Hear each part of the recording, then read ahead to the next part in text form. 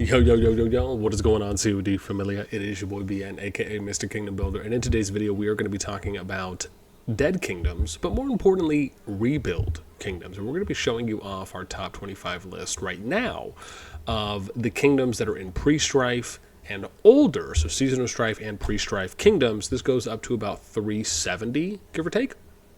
And which kingdoms are the most ideal to basically go into and rebuild. And I'm going to explain as well what I mean by rebuild, so that way people have a little bit clearer understanding of how these kingdoms and, boss, how is a dead kingdom actually going to be utilized? What would I even do there? I'll explain that. As always, if you enjoy the content, make sure you throw us some, because it helps out a lot. And then we'll be showing you our top 25 list. So let me give you the brief explanation here.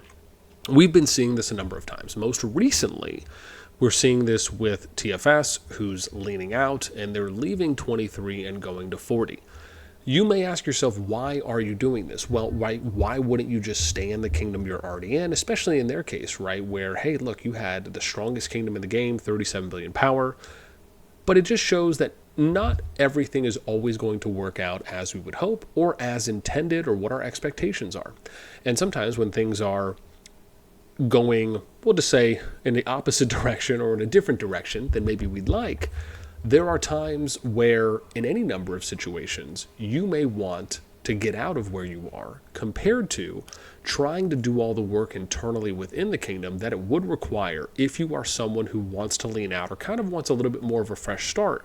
It's a lot harder to kind of push people out or to go around and, let's say, for example, zero a bunch of accounts, right? So you can kind of lower your top kingdom power, at least for those kingdoms that operate in such a way for you to try and go around and herd the active players. Like, that's a lot of work compared to going somewhere where maybe a lot of the people or a number of people have either left or quit the game. So you don't really have to worry as much about players that are within your top 300 probably factoring in to your overall kingdom influence.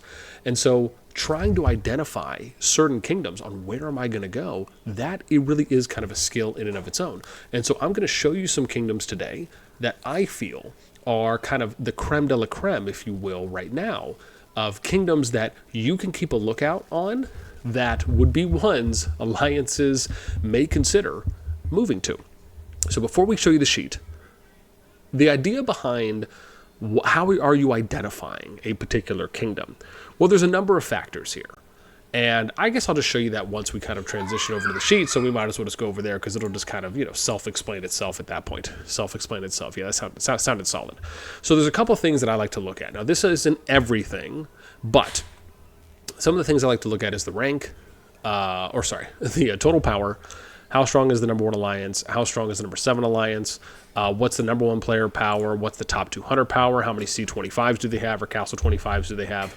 Now, you may also want to consider how much territory do they have. For example, how many active alliances do they have? How many shells are available in those kingdoms?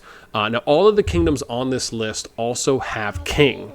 And the reason why that's important is because in order for people to migrate to a particular kingdom, you have to have king, right? So we're not including any kingdoms on this list that do not have a king or queen. And again, right, this isn't meant to necessarily kind of be an advanced deep dive guide, but just to kind of go over what I think are some of the highlight points and then show you what some of those kingdoms are. So let's take a look here at number 25. We have Kingdom 300. They come in at 3.2 billion power. Strongest alliance there is 2.38 billion. They have number 1 player there is 45.15 million. Number 200 bubble position player is 9.22 million. They have 56 players at C25 and below, or I should say and above. Let's get to number 24. That's Kingdom 207. Here, they're at 3.04 billion power. Top alliance is 2.59 million power. They are at number 7, 3.4 mil. Number 1 player is 38.35 million power. Top 200 or number 200 bubble is 3.04 million. 65 players at C25 and above. Number 23, Kingdom 39 that we have here. They're at 3.01 billion power. Number 1 alliance is at 2.78 billion. Number 7 alliance is 882,000 that they have. And we're at number 1 player is 102.9 million power. Number 200 player is at 2.07 million power. They have 62 players that have C25 or Castle 25. Number 22, we're at Kingdom 302. They're at 2.422. Drops a pretty decent amount here. Billion power. Top alliance is 1.18 billion power. Number 7, 79.35 million. We have 44.87 million for the number 1 player there. Bubble is at 7.49 million. They have 66 players at Castle 25. Number 21, 307. They're at 1.98 billion power. Top alliance 1.03 billion. Number 1 player 53.6 billion. And then we have 41 players here at C25. Then let's get to the top 20. Number 20 is 126. They are at 1.93 billion power. Top alliance 832 million. Number 1 player is 52.5 million. They have 44 players at C25. Number 19, 334 for Kingdom, 1.82 billion power. Number 1 alliance 986 million. Number 1 player 25.66 million power, and we have 15 people at C25. Number 18, Kingdom 111. We have 1.8, pretty much, billion power. Number 1 is 1.37 billion power. Strongest player, 104 million, 105 if you want to round. They have 47 people at Castle 25. Number 17, Kingdom 13, 1.786 billion power. Number 1 alliance is 1.63 billion. Number 1 player is almost 100 mil.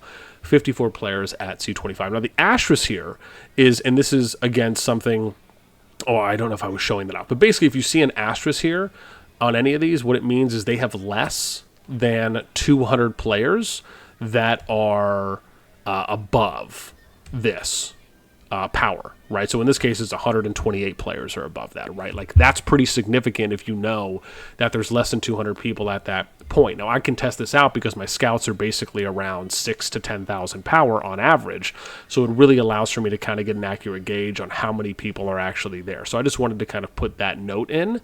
I may make this publicly available. I may actually port this over 24 hours after it's up over onto the public sheet, which you can find a link to that on the CoD Data Stats channel, on my Discord, link to that in the pinned comment description down below. Then we get to number 16, 190. They're at 1.63 billion power. Top alliance 1.03 billion. They have 103 million power for top player, and they have 39 people at Castle 25. At number 15, Kingdom 346. They're at 1.6 billion power. Top alliance is 657 million power. Then we get to number 1 player's 26.17 million power. 8 Castle C25s here. Then we get to number 14. We're at Kingdom 350, 1.45 billion power. Top alliance is 613 million. We get 45.5 mil for the top player, 8 Castle 25s. Number 13, 337, 1.43 billion power. Number 1 alliance is 779 million. Top player, 37.3 million. They have 10 Castle 25s. Number 12, 356 for Kingdom, 1.22 billion power. Number 1 alliance is 751 million if you want to round. Number 1 player, 52 mil. 2 players at Castle 25. You're seeing the trend here, how the real estate is looking just sexier and sexier by the minute. Kingdom 11, or number 11, Kingdom 343, 1.16 billion power. Number 1 alliance, 458 million power. Number 1 player, 21 mil. 4 players at Castle 25 as we get to the top 10. At number 10, 344 for Kingdom, 1.12 billion power. Number 1 alliance is 411 million power. Top player, 26 million. 2 players at Castle 25. At number 9, Kingdom 336.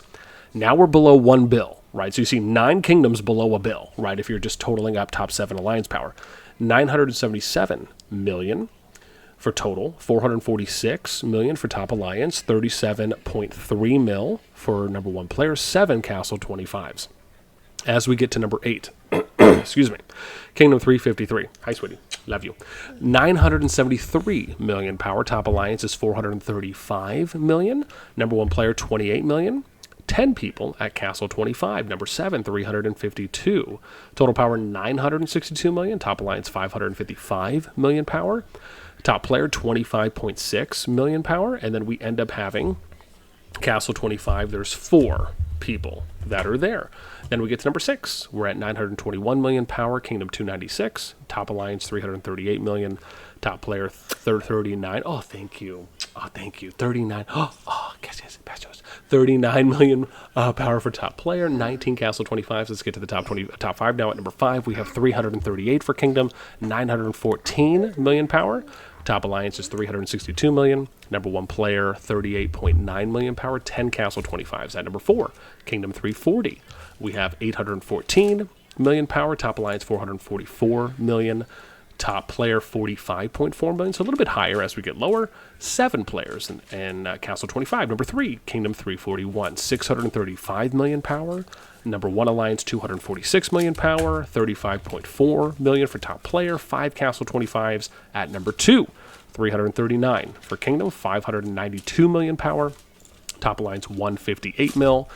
Top player 20.8 million, and then 3 castle 25s. And what I think is probably the number 1 most appealing kingdom, they're below 500 mil power, almost below 400 mil, 362. They're at 408 million power. Top alliance 229 mil, top player 25 mil, and they only have 1 castle 25. Now, the important thing to note is that some of these kingdoms are not accessible to you now, but eventually kingdoms, once they end up plateauing at season 3, these are ones to potentially keep your eye on. If you're someone who's looking to move and try to identify a kingdom that you can look to rebuild and go into that is pretty lean, you can start reaching out to some of the kings in these kingdoms, maybe some of the players, see if you guys can work something out. Hopefully this helps. Like I said, I do think that there is some good value when you're thinking about how to identify usage for dead kingdoms or inactive kingdoms. This is definitely one of those. When you're looking to try to rebuild, reinvigorate a kingdom, there are ways to utilize, but it's really about how do you go about it, and are you going to be able to do it in a way that is really going to be able to kind of bring that kingdom back to life in the best way possible, based on what you're looking for. So I'd love to hear some stories from any of you that have gone into kingdoms that were, deadish, really low activity, or pretty inactive. And when you went in with your rebuild, did you have a good game plan? Did it work out? Did it not work out? And then what do you guys think about some of these kingdoms, right? If you have any other factors that you'd like to work into, like I said, kind of more of a TLDR summary overview. This is not meant to necessarily be kind of an advanced deep dive guide on how to really pick the most ideal kingdoms, but hopefully this will at least give you guys somewhat of a foundation and a place to kind of work off and build from.